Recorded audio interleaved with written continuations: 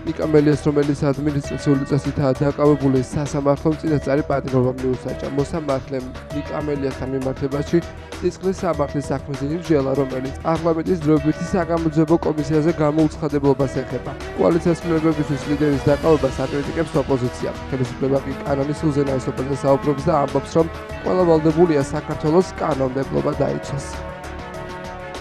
აჩერეს და დარწმუნდნენ, რომ ნიკა იჯდა მანქანაში, გადმოსცეს რაციაზე, რომ ობიექტი მანქანაშია, ათეულობით პოლიციელი თავს დაესხა ნიკას, იქცეოდნენ როგორც კრიმინალები, დააგდეს იატაკზე, შემდგომ სამარშრუტო მანქანაში, სადაც დაახლოებით 10 პოლიციელი ძალადობით შეურაცხყოფით წაართვეს ტელეფონი, ცდილობდნენ ტელეფონში ასე ვთქვათ ინფორმაციის მიღებას, ვინაიდან Face ID უყენია, ცდილობდნენ მის სახეზე მინათებას ფანტით, მაგრამ ვერ გახსნეს, მას მოექცნენ როგორც, რა ვიცი, უკანასკნელ კრიმინალს.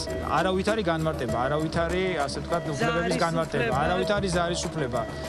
მიაყენეს ფაქტობრივად შეურაცხყოფა, დააგდეს სამარშრუტო ტაქსის ასე ვთქვათ იატაკზე. მას აქვს დაზიანებები ხელის მაჯის არეში. და ნუ ეს არის ერთადერთი ფაქტობრივად იქცეოდნენ როგორც ველურები ნიკა ესე გადმოსცემს. აძლიერებული რეპრესიებით თვითონ ქართული ოცნება და არალეგიტიმური მთავრობა ძალიან სუსტდებიან ყოველ დღე, იმით რომ დღეს მე შევხვდი პლატფორმის სახელით, შევხვდი სენატორ ბენს, ამერიკელი სენატორი, რესპუბლიკელი, რომელიც კავკასიაში არის ჩამოსული, ასევე მივმართეთ ერთობლივად და ეს წერილი იქნება გაზიარებული თქვენთვის, მივმართეთ ვაიმარის სამივე ლიდერს გაუმეორეთ, ცხადი არის ის მთავარი ჩვენი ორი მოთხოვნა, რომელიც რჩება ურყევი, ეს არის პოლიტიკური პატიმრების და კიდევ უფრო აქტუალური დაუყოვნებელი განთავისუფლება და ახალი საპარლამენტო არჩევნების. ასეთი ისტორიები მე ვარ მოსწონილი 90-იან წლებში ხდებოდა. თბილისში, როდესაც მხედრიონის და სხვადასხვა ბანდფორმირებების თავდასხმა ხდებოდა ადამიანებზე და დღეს ამას შინაგან საქმეთა სამინისტროს წარმომადგენლებს აკეთებინებს ბიძინა ივანიშვილი. იმაჩნია, რომ მიხეილ სააკაშვილის, ზურა ჯაფარიძის, ნიკა მელიას, ირაკლი ოქროაშვილის, სხვა პოლიტპატიმრების ციხეში ყოფნის პერიოდში ამ დროს განსაკუთრებული მნიშვნელობა ენიჭება ჩვენს პოზიციას, როგორც ოპოზიციური პარტიების. ხვდებით თუ არა ერთიანი რაღაც სისტემის ნაწილი და რეალური ერთიანობით უპირისპირდებით თუ არა ივანიშვილს. ვადაც ჰქონდა ნიკა მელიას სასამართლოს ხდომაც არ იყო შემდგარი, გაიტაცეს ქუჩიდან თითქოს და მანქანის უკანასავარძელზე მიჯდომა ადამიანმა რაღაც დაუმორჩილებლობა გამოიჩინა. ეს არის ყველაფერი ფარსი. არსებობს კანონი უნდა შესრულდეს. და თუ კი უტევ სამართალდამცავს, მათ შორის თუნდაც სიტყვიერად, თუმცა ფიზიკური შეტევაც ბევრი გვახსოვს ნიკა მელიასაგან, რასაკვირველია, ამას შესაბამისი რეაგირება მოყვება. არ არსებობს სოფლიოში დემოკრატია, სადაც ესეთი დანაშაულის რეაგირება არ მოყვება. პარლამენტში საგამოძიებო კომისიის მორიგი ხდომა გაიმართა, განიხილავდნენ 2004-2008 წლებში ოკუპირებულ ტერიტორიებზე შექმნილ ვითარებას და აგვისტოს ომის შედეგად სოფლების ოკუპაციას.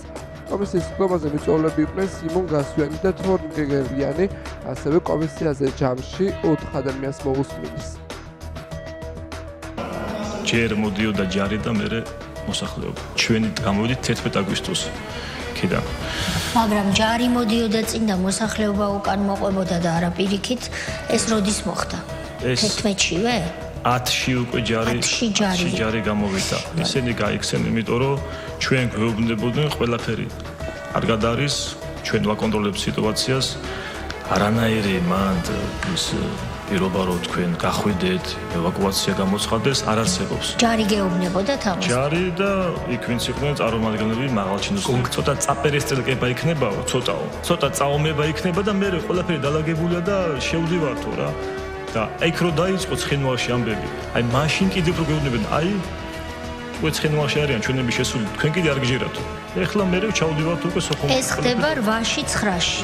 ეს საუბრები. კი ბატონო, ზარი განხორციელდა წულუკიძეებთან და უთხრეს, რომ არის ძალიან საეჭვო ვითარება, პოდორის ხეობაში შეიძლება დაისყოს დაბომბვაც და მოსახლეობამ დატოვეთ იქაურობა, იმიტომ რომ ძალიან დიდი საფრთხე არის, რომ დაიწყოს დაბომბვა ნებისმიერ წუთს. ზარი განახორციელა მაშინდელმა სახალხო დამცველმა, ბატონმა სოზარ სუბარმა. გაეროს წარმომადგენლებმა უკვე მიხვდნენ, რომ ჩვენ ინფორმაცია გქონდა ამ ომზე და გვითხრეს, რომ არ უთქვიათ ის, რომ აი დატოვეთ ხეობა, ან რაღაცა 3 საათი ვიქნებითო ჩვენ აქ. 3 საათი. 3 საათი არ დაიბომბებაო ხეობა. აი მე რა მოხდება ჩვენი წასვლის მერე უკვე მას ვერ გეტყვითო. დავიწყეთ გამოსვლა და თურმე ამ დროს თავდაცვის სამინისტროს და შინაგან განსაკუთრების სამინისტროს და ნაყოფები უკვე მოხსნილები არიან და გადიან. დაბომბები როგორც კი გაეროს წარმომადგენლებს წავიდნენ, 9-ში ღამით უკვე დაიწყო დაბომბები. ამით რაიბომბებოდა საცხოვრებელი სახლები პოზიციები თუ რა? არც ერთი არ დაიბომბა. არც ერთი საცხოვრებელი სახლი უტყავდნენ კოდორის ხეობის შემოგარენს. იბომბებოდა ოღონდ ტყეებს ბომბავდა. თქვენ თქვით, რომ ჩაუვარდა ხელისუფლებას ოპერაციაო, რომ ჩვენიანად გადაეცათ ოკუპანტის სახელმწიფოსთვის კოდორის ხეობაო. რას გულისხმობდით, რა ოპერაცია იყო? თქვენ თქვით, რომ ეს განზრახდებოდა? ბატონო, როგორც სახალხო დამცველმა განახორციელა ზარი, ხო შეეძლო რომ იქ ვიყავით, იქ ზარით მივიღეთ ინფორმაცია, რომ შემოსული იყო ერთი ადამიანი იქ დაკრძალვაზე, სადაც 80% ვიყავით ხეობის და ითქვა, რომ დაიცალეთ. ხედავდით, როგორ ეყარა იარაღი უკვე აჟარაშიც, გენწვისშიც, საკითხშიც. დაუტოვეს ოკუპანტს. ყველაფერი და ხალხს არ გამოაყენებინეს. არა თუ ევაკუაციაში არ შეგიწყეს ხელი. თქვენი ძალებით რო გამოდიოდით, იმაშიც ხელს გიშლიდეთ. კი ბატონო, ხელს გვიშლიდენ. ეთოცეული კი ბატონო, აგრესიული იყო, მაგრამ თვითონ იქაც ხეობაშიც ხელს გვიშლიდენ. ოპერაცია რო დაიწყო კოდორში, ესე ეძახდნენ კოდორის ხეობის განთავისუფლებას. მაშინ დაიწყეს სახლების დაბომბვა. გააწყეს მამიდა ჩემს 2006-ში და ეზოში დასხელდეს რუსიკო გერლიანი. დეშიკით იყო დასხელული ოპერაციის დროს, რასაც თქვეს, რომ გათვალისწინებული მსხვერპლი იყო არავუშავსო. პირდადად უქრუაშვილმა ჩხალთაში თქვა, რომ აბა რა გეგონათ თქვენ. მინისტრს ერთ მხარეზე არაღი ქონდა, მეორე მხარეს დანა. აიღო ეს დანა და ეს ანახა, ძალიან დიდი დანა იყო. და აი ამ დანით გამოკრიტო ყელს დავიწყებეთ თან შენობით მიმართა შენით დავიწყებო და ქალს ბავშვს მოხუს არავის არ დავინდობო ოქრუაშვილი ამბობს ოქრუაშვილი მინისტრი პირადად ოქრუაშვილი სხვა არ მომდარყო და გამოგჭით ყველას ყელსო აი თუ რა პატარა წინააღმდეგობა იქნებაო მამედა ჩემის შვილი გენორ გუგუსიანი 16 წლიდან იბრძოდა აფხაზეთში 16 წლიდან და კარგა ფეხი აფხაზეთში გმირი შვილის დედა საკუთარი სახლის კიბეებზე ჩასხრილეს და გითხრეს რომ ეს გათვალისწინებული არის ამ ხელა ოპერაციების დროსო თქვენ მადლობა გითხარით რომ 10 და 20 ესეთი ფაქტი არ მოხდავა თორე თქვენ სადაც მაშინ არველაძე იყო იმედზე რომ გამოვიდა კოდორის ხეობა სადაც მიწაუდგათ ის მიწა უნდა დაიწვესო ეს იყო მიზანმიმართული ოპერაცია იქ შემოსულა ამასი ხეობაში რომელსაც ჩვენ 15 წელი ვიცავდით დიდიან პატარიანად არა აქვს მნიშვნელობა იარაღი ეჭირა ადამიანს იქ დასაცავად ხეობაში მყოფი ყველა იყო მეომარი ამას ყველაფერს შემძღვანელობდა კვიციანი რა თქმა უნდა მაგის მეთაურობით იყო შენახული და ახლა შემოვიდნენ და რო შემოვიდნენ პირველად კი გეგონა რომ რაღაცა კარგი რაღაცა აღშენებლობა დაიწყეს გზების ყველაფრის მაგრამ საბოლოოდ დაუტოვეს ყველაფერი იმას კარჩაიძე იყო რომელიც განაგებდა ხეობაში მთლიანად რა გვარი ბატონო სიმონ სოსო კარჩაიძე სოსო კარჩაიძე რომელიც გეუბნებოდათ პირადად ბატონი სოსო კარჩაიძე გეუბნებოდათ რომ არაფერი არ მოხდება შევეკითხე ევაკუაციის გეგმა თუ გაქნებში ბატონო სოსო გაეცინა და შენ საზღვარს მიხედავ და ჩვენ ევაკუაციის გეგმა გვაქვს თუ არა ის არ არის შესაძლებელი. 6 წლის მერე თბილისში პეპელაზე ვნახე პარადის იბარებდა თუ რაღაცა იმას. რას იბარებდა? ჯარისკაცებს ამზადებდა ალუღმისთვის. თქვენ თვლით ისევე როგორც ბატონ თორნიკე რომ სააკაშვილმა დაბომბვა საკუთარი მოსახლეობა ამას ამბობთ? ამას წინ არაფერი არ უთქია. რამდენად გაზიარებულია ხეობაში ეს აზრი? სულად ну ესენი აკეთებდნენ იმის იმიტირებას რომ ესენი ვისთოს რუსები არიანო და სხვა მე არ მგონია ხეობაში რამდენად ეს ხომ არ არის ორი კაცის აზრი თუ ვისი აზრია ეს ბატონო თორნიკე თელი ხეობის აზრი ეს არის რომ სააკაშვილმა საკუთარი მოსახლეობა დაბომბა. არაერთხელ და ბოლოს რა თქმა უნდა, ამას რისა და ბოლოს ჩააბარა ხეობა ამას ახლა. უშიშრება, როგორც მოგეხსენებათ, მოსახლეობამ როცა გამოვიდნენ, როგორც იქნა რომ თავი დააღწიეს დაბომბვებს და როგორღაც თბილისამდე ჩააღწია მოსახლეობა, თვით დინებით დაიწყეს თავშესაფრების ძებნა. ეს იყო სკოლები, საბავშვო ბაღები, მიტოვებული შენობები, მე პირადად მომიწია თამარაშვილის ქუჩაზე მდებარე ამიერკავკასიის ძალების რაღაც ძველი მიტოვებული შენობა იყო, იქ ცხოვრება, იმ სიბინძურის გაწმენდა და იქ ერთი ოთახის მოძებნა, რომ იქ თავი შეგვეფარებინა. შემოდიოდნენ გარედან უთვალთვალენ კონკრეტულ სახელებს და გვარებს მე ვერ დავასახელებ, იქიდან გამომდინარე, რომ ჩემთვის უცნობი იყო, უბრალოდ ვიცოდით ის, რომ ნამდვილად გვითვალთვალებდნენ, თუ სადმე აქცია იყო და ვინმე არ გასულიყო, თავისი პოზიცია არ დაეფიქსირებინა, ტელევიზიებში შიგნით შემოსვლის უფლება არ ჰქონდათ, რომ პრობლემებზე არ ესაუბრა მოსახლეობას, იბლოკებოდა, ანუ ასე ვთქვათ, იბლოკებოდა ყველა ის შენობა, სადაც დევნილები იყვნენ განთავსებული. ეს გრძელდებოდა უკვე, როდესაც მოხდა დევნილების განსახლება კოტეჯებში, კომპაქტურ ჩასახლებებში. შეიქმნა ეგრეთ წოდებული მამასახლისების ინსტიტუტები. დავალებული ჰქონდათ მათ, რომ უნდა ეკონტროლებინათ თითოეულ ოჯახში ვინ შედიოდა, ვინ გადიოდა, დასახლებაში ვინ ამოდიოდა, საერთოდ ვინსად როგორ გადაადგილდებოდა. სტუმარი ვერ შემოსულიყო ოჯახში მათი ნებართვის გარეშე. აი ამ წნეხისა და ზეწოლის ქვეშ იმყოფებოდა დევნილობის 8 აგვისტოდან მოყოლებული მოსახლეობა. და აი ვინ გეკითხე, ისინი გეკითხებოდნენ, რომ ვინ გაგაფრთხილათ, რატომ გამოხვედით? არ გვაძლევდნენ ამის უფლებას, ქალბატონეთია, რომ ეს გვეთქვა, რომ ვინმე შევხვედროდეთ, ჩვენ პრობლემებზე გვესაუბრა, ვიღაცა დაინტერესებული რომ ყოფილიყო, ამის უფლებას არავინ არ გვაძლევდა. თავისთავად ვერ ვიტყოდით იმ პრობლემებზე და აინტერესებს, სწორედაც რომ აინტერესებდათ, რომ ჩვენ ვისგან ვიყავით გაფრთხილებული, არავისგან არ ყოფილიყავით, ქალბატონეთია, გაფრთხილებულები, თვით დინებით, თვით გადარჩენის ინსტინქტით. რომ იმ დაბომბვების მერე, იმ სროლების მერე უკვე მოსახლეობა რომ მიხვდა, რომ უკვე მიტოვებული იყო უყურადღებოთ მოსახლეობა, თვით დინებით რომ გამოედინებოდა და როდის მიხვდით ქალბატონო ნონა, თქვენ როდის დაიძარით, როდის მიხვდით? მე პირადად ქალბატონეთია 9 აგვისტოს დავტოვე სოფელი, მე პირადად დაბომბვების შემდეგ მე 8 აგვისტოს სოფელი არ მიმიტოვებია. იმიტომ მე ვხვდებოდი მე პირველი დევნილობის კი ბავშვი ვიყავი პირველ დევნილობას, მაგრამ გარკვეულწილად გამოცდილება თითქოს მქონდა, რომ მე თუ სოფელს კიდე დავტოვებდი, მე იქ ვეღარ დავბრუნდებოდი. ამას თითქოს გულიც მეუბნეოდა, რომ მე თუ სოფლიდან გავედი და ვცდილობდით მაქსიმალურად ოჯახი მთლიანად ყველანი ვიყავით, 4-ვე ოჯახის წევრი ვიყავით სოფელში 8 აგვისტოს, მაგრამ დილით უკვე დედის დაჟინებული თხოვნით, რომ მე უნდა დამეტოვებინა სოფელი, თუ არა თვითმკვლელობით დამემუქრა დედა, რომ მე თავს მოვიკლა, ვიცოდე, შენ თვალწინ შენ თუ სოფელს არ დატოვებ და შენ სიცოცხლეს არ გადაარჩენ, იმიტომ დედა თვითონ დარჩა სოფელში ისე. მე გამომიშვა სოფლიდან.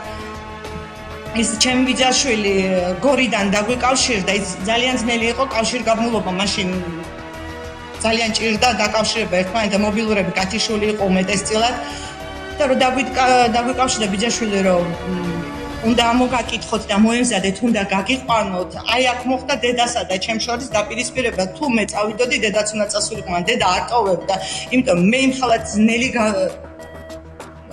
რთული გზა განვლე პირველ დევნილობაში, რომ მე ნამდვილად ჩემ სოფელს აღარ დავტოვებ, რამდენჯერ უნდა განვიცადო ჩემს ქვეყანაში დევნილობაო. დედას პასუხი იყო ასეთი.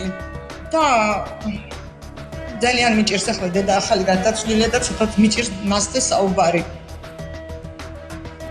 და აქედან მივხვდი უკვე, რომ მე თუ სოფელს დავტოვებდი, მე იქ ვეღარ დაუბრუნდებოდი. თანაც რა იყო აგვისტოს 8 აგვისტოს რომ სოფელი დაიბომბა.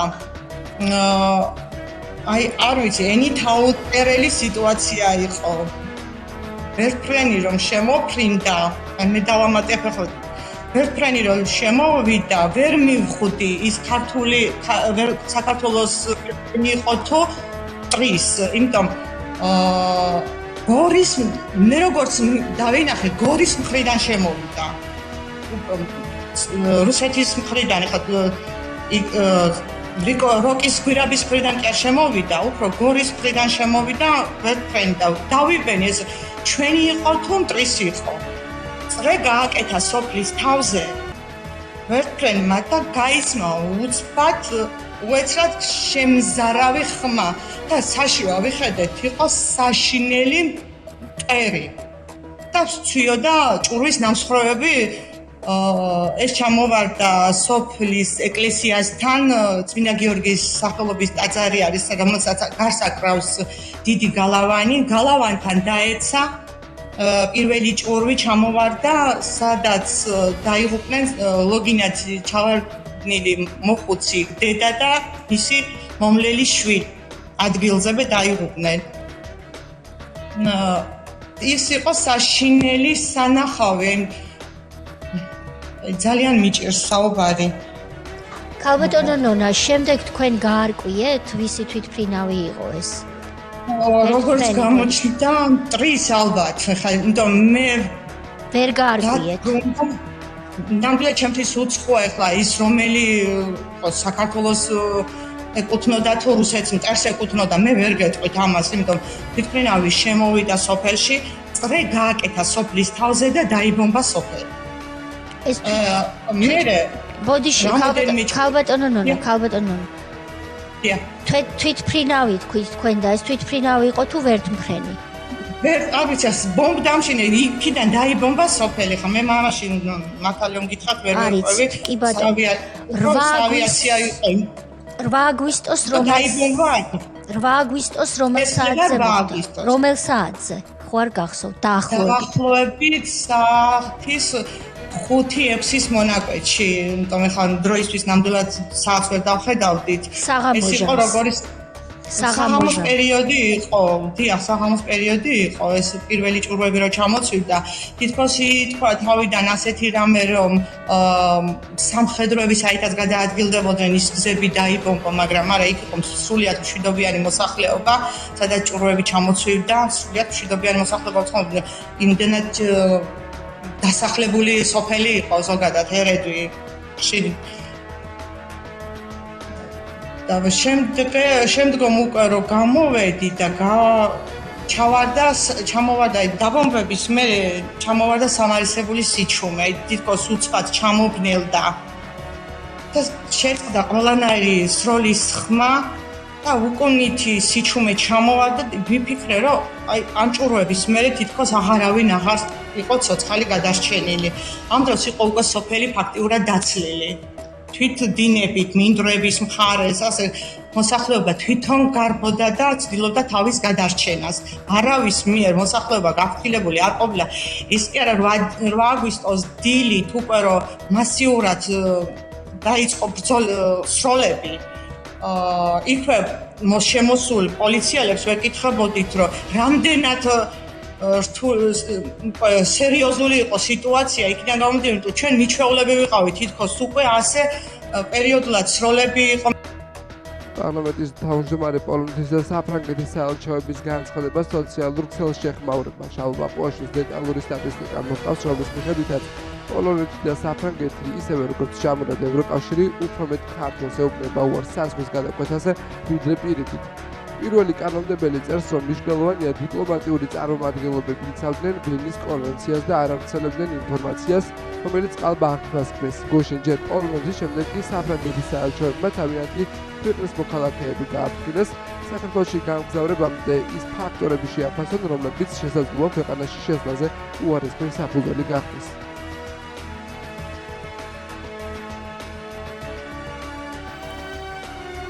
გუშინ ვაიმარის სამკუთხედის წევრმა პოლონეთის და საფრანგეთის საელჩოებმა გაავრცელეს გაფრთხილება საკუთარი მოქალაქეებისთვის, რომ 100-ჯერ დაფიქრდნენ და ისე ჩამოვიდნენ საქართველოში. ვითომც და საქართველოს საზღვარზე არ შემოშვების დიდი რაოდენობის გამო. ძალიან შემაშფოთებელია, თუ ქართულ პოლიტიკაზე წარუმატებელი თავდასხმების შემდეგ ახლა ქართულ ეკონომიკაზე თავდასხმები უნდა ვიხილოთ. ტურიზმი ჩვენი ხალხის კეთილდღეობის ზრდისთვის მნიშვნელოვანი სფეროა. მასზე უსაფუძვლო თავდასხმა კი ქართველი ხალხის კეთილდღეობაზე და ჩვენს ეროვნულ ინტერესებზე თავდასხმაა. სინამდვილე, რა თქმა უნდა, აბსოლუტურად სხვა ვიდრე ის აღქმა, რომლის შექმნასაც ამგვარი განცხადებებით ცდილობენ. საბედნიეროდ საზღვრის კვეთა არა აღქმების სფერო, არამედ სტატისტიკის და ფაქტების სამყაროა. სტატისტიკა კი ამ განცხადებების რეალობასთან აცდენას ამხელს და აჩვენებს, რომ საქმე სულ სხვაა. პოლონეთი და საფრანგეთი, ისევე როგორც ჯამურად ევროკავშირი, უფრო მეტ ქართველს ეუბნება უარს საზღვრის კვეთაზე ვიდრე პირიქით. 2024-25 წლებში საქართველოს საზღვრის კვეთაზე უარი უთხრა პოლონეთის სულ 9 მოქალაქეს, ხოლო პოლონეთმა საქართველოს 1250 მოქალაქეს. ანუ პოლონეთის მხრიდან იყო 140-ჯერ მეტი უარი საზღვრის კვეთაზე. 2024-25 წლებში საქართველოს საზღვრის კვეთაზე უარი უთხრა საფრანგეთის სულ 16 მოქალაქეს, ხოლო საფრანგეთმა საქართველოს 155 მოქალაქეს. ანუ საფრანგეთის მხრიდან იყო 9-ჯერ მეტი უარი საზღვრის კვეთაზე. 2024-25 წლებში საქართველოს საზღვრის კვეთაზე უარი უთხრა ევროკავშირის სულ 184 მოქალაქეს, ხოლო ევროკავშირის ქვეყნებმა საქართველოს 4825 მოქალაქეს. ანუ ევროკავშირის ქვეყნების მხრიდან იყო 26-ჯერ მეტი უარი საზღვრის კვეთაზე. აღარაფერს ვამბობ იმაზე, რომ 2024-25 წლებში პოლონეთმა 249, საფრანგეთმა 280, ევროკავშირმა კი ჯამში 2463 საქართველოს მოქალაქე ქვეყნიდან გააწევა. ასე რომ საქართველოს ჯერ კიდევ დიდი გზა აქვს გასავლეთის საზღვარზე არ შეშვების იმ რაოდენობამდე მისასვლელად, რაც ევროკავშირის ჩვეული პრაქტიკაა.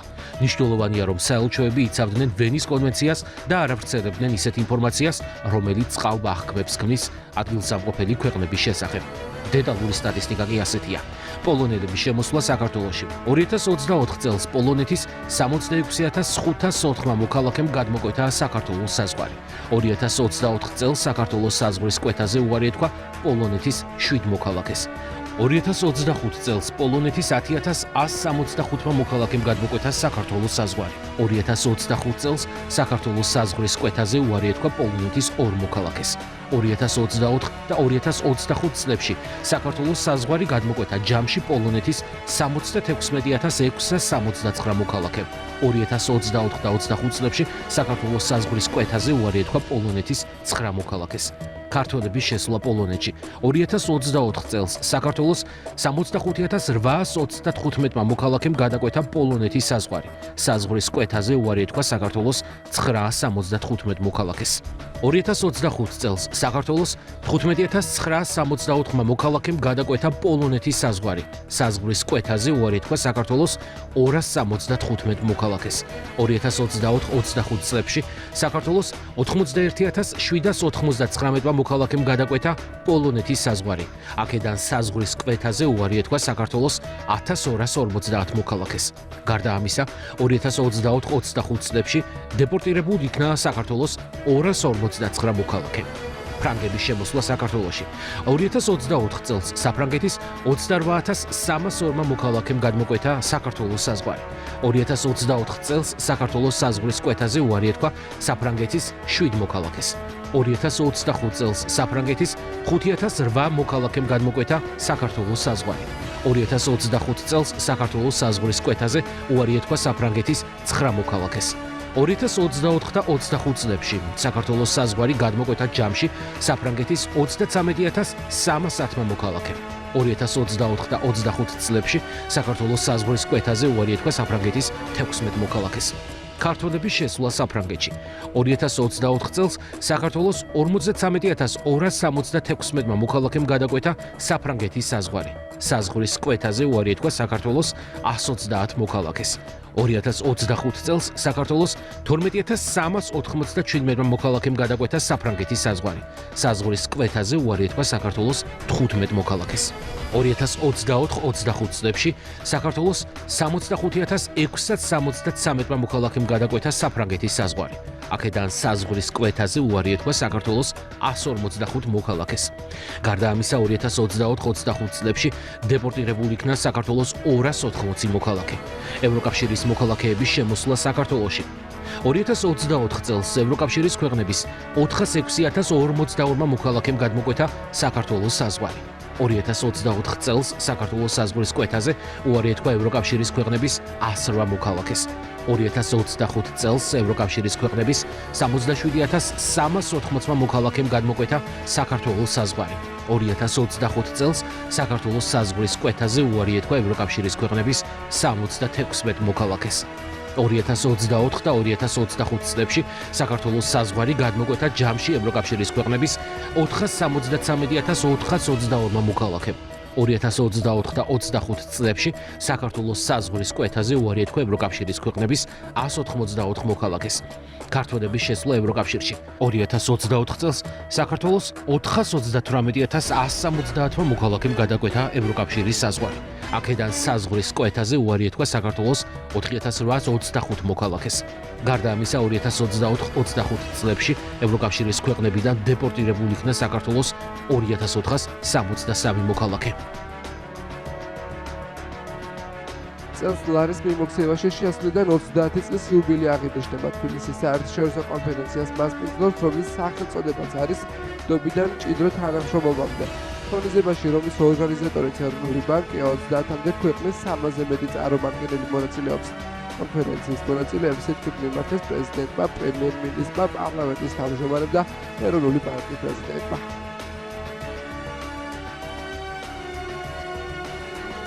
ლარი არის ჩვენი ეკონომიკური დამოუკიდებლობის და სახელმწიფოებრიობის ერთ-ერთი უმნიშვნელოვანესი სიმბოლო, რომლის შექმნასაც წინ უძღოდა ქართული ფულის მრავალსაუკუნოვანი ისტორია. 1991 წლის 9 აპრილს საქართველომ აღადგინა თავისი სახელმწიფოებრიობა და სახელმწიფოებრიობის აღდგენის კვალობაზე დასაბამი მიეცა ქვეყნის დამოუკიდებელ ფულად საკრედიტო სისტემას. ლარი ქართულ ენაში ნიშნავს სიმდიდრეს, განძს, ქონებას. გასული 3 ათწლეული იყო როგორც მიღწევებით, ასევე ბევრი გამოწვევით სავსე პერიოდი, რომლის განმავლობაშიც ლარმა შეასრულა თავისი მთავარი ფუნქცია, თავისი მთავარი დანიშნულება ყოფილიყო სანდო, სტაბილური ვალუტა, ეკონომიკური ურთიერთობების და მოქალაქეთა ყოველდღიური ცხოვრებისთვის. კონფერენცია იმართება გლობალური ეკონომიკური გამოწვევების ფონზე. მზარდია გეოპოლიტიკური დაძაბულობა, შეიარაღებული კონფლიქტები, გადავიტანეთ COVID პანდემია, ამას მოყვა გლობალური დაძაბულობები და მათ შორის რუსეთ-უკრაინის ომი, ასევე სავაჭრო დაძაბულობა დაემატა.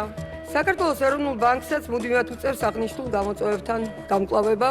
საქართველოს ეროვნული ვალუტა, ჩვენი ლარი წარმოადგენს ჩვენი ქვეყნის ეკონომიკური და სოციალური სტაბილურობის მტკიცეს აყრდენს. არსებობის 30 წლის განმავლობაში ეროვნულმა ვალუტამ განვითარების საკმაოდ დიდი გზა გაიარა. წლების მანძილზე ეტაპობრივად ეშვებოდა და იხვეწებოდა ლარის სხვადასხვა ნომინალის ბანკნოტები. ეროვნული ბანკის მთავარი მისია და ფუნქცია არის ქვეყნის ფინანსურ სტაბილურობაზე ზრუნვა. ამ მიმართულებით ჩვენს ეკონომიკურ გუნდს და მათ შორის ეროვნულ ბანკს ბოლო წლების განმავლობაში განსაკუთრებით დიდი მიღწევები აქვს, განსაკუთრებით იმ გამოწვევების ფონზე, პანდემიის, გეოპოლიტიკური სირთულეების, ომისა და გლობალური არასტაბილურობის ფონზე. ყველაფრის მიუხედავად, მინდა აღვნიშნო, რომ ჩვენმა საფინანსო სისტემამ დაამტკიცა თავისი სიძლიერე და შეინარჩუნა მაღალი საერთაშორისო რეიტინგები. 30 ქვეყნიდან არიან წარმოადგენელი ჩვენი სტუმრები. წლევანდელი წელი არის ძალიან მნიშვნელოვანი, ეს არის საიუბილეო წელი ჩვენი ეროვნული ვალუტისთვის. ლარის მიმოქცევაში შესვლიდან 30 წელი აღენიშნება. ლარი არის უკვე ჩამოყალიბებული როგორც ჩვენი სახელმწიფოებრიობის ერთ-ერთი მნიშვნელოვანი სიმბოლო. ჩვენ ვართ მცირე ქვეყანა, მაგრამ გვაქვს ძალიან მდიდარი ისტორიული ტრადიციები. რეგიონში გვაქვს სამაგალითო საბანკო სექტორი. ასევე ძალიან მნიშვნელოვანია, რომ ჩვენი ქვეყანა გამოირჩევა სწრაფი ეკონომიკური ზრდით ამ კუთხით ვართ ერთ-ერთი ლიდერი, არა მარტო ჩვენს ფართო რეგიონში, არამედ მთლიანად კონტინენტის მასშტაბით. გასული 4 წლის განმავლობაში საქართველოში ეკონომიკურმა ზრდამ თითქმის 10% შეადგინა. საქართველოს მსოფლიო მასშტაბით არის მოწინავე სამეულში ეკონომიკური ზრდის პროგნოზის თვალსაზრისით. ჩვენ გვაქვს ლიბერალური ეკონომიკური პოლიტიკა, პარტია ინვესტიციებისთვის, მზარდია საზოგადოების დობა ლარის მიმართ, რაც რა თქმა უნდა დიდ როლს ასრულებს ჩვენი ქვეყნის განვითარებისთვის და თავისთავად ამაში ძალიან დიდ როლს ასრულებს საქართველოს ეროვნული ბანკის თანამედროვე პოლიტიკამ. გვაქვს ხელშესახები შედეგების, გეოპოლიტიკური გამოწვევების, საგარეო შოკების და ტურბულენტობის მიუხედავად ქვეყანაში შექმნილმა მაკროეკონომიკურმა სტაბილურობამ და მშვიდობამ უზრუნველყო ჩვენი ეროვნული ვალუტის სიმყარე. ჩვენი სავალუტო ბაზარი არის მდგრადი რღვევების მიმართ, რაც არის მიმართ საზოგადოების დობას კიდევ უფრო მეტად განამტკიცებს. ქართული საბანკო სისტემა ქვეყანაში ერთ-ერთი ყველაზე მსხვილი დამსაქმებელია. ეროვნული ბანკი და მთელი საფინანსო სისტემა მტკიცედ იცავენ საერთაშორისო სანქციებს. საქართველოს საფინანსო სექტორის მხრიდან საერთაშორისო სანქციების დარღვევის არც ერთი ფაქტი არ დაფიქსირებულა. 30 წლის წინ ლარის შემოღებით საქართველოში ახალი ეტაპი დაიწყო. ეს იყო უდიდესი ნაბიჯი სუვერენიტეტისა და დამოუკიდებლობის მოპოვების გზაზე. დღევანდელი თარიღი გვახსენებს იმ დიდ გზას, რომელიც საქართველოს ეროვნული მონეტარული სისტემის განვითარების მიმართულებით გაიარა. ლარი არამხოლოდ ფინანსური ერთეულია, არამედ ეკონომიკური სუვერენიტეტის, სტაბილურობისა და განვითარების სიმბოლო. 30 წლის განმავლობაში ბევრი სირთულე გამოიარა, თუმცა ჩვენმა ხელისუფლებამ უდიდესი როლი ითამაშა როგორც ეკონომიკური პოლიტიკის სახალხმაღლეზე ასაყვანად, ასევე სამართლებრივი საკითხების მოწესრიგებლად. დღეს ქართული ლარი ღირსეულად უმკლავდება ყველა გამოწვევას. ლარი, როგორც ფულადი ნომინალი, არ უნდა გაჩერდეს, მან უნდა გააგრძელოს განვითარება. ქართული ლარის მეთვალყურე და მასზე მზრუნველია ეროვნული ბანკი, რომელიც წლების განმავლობაში თანმიმდევრულ და პასუხისმგებლიან მონეტარულ პოლიტიკას ატარებს.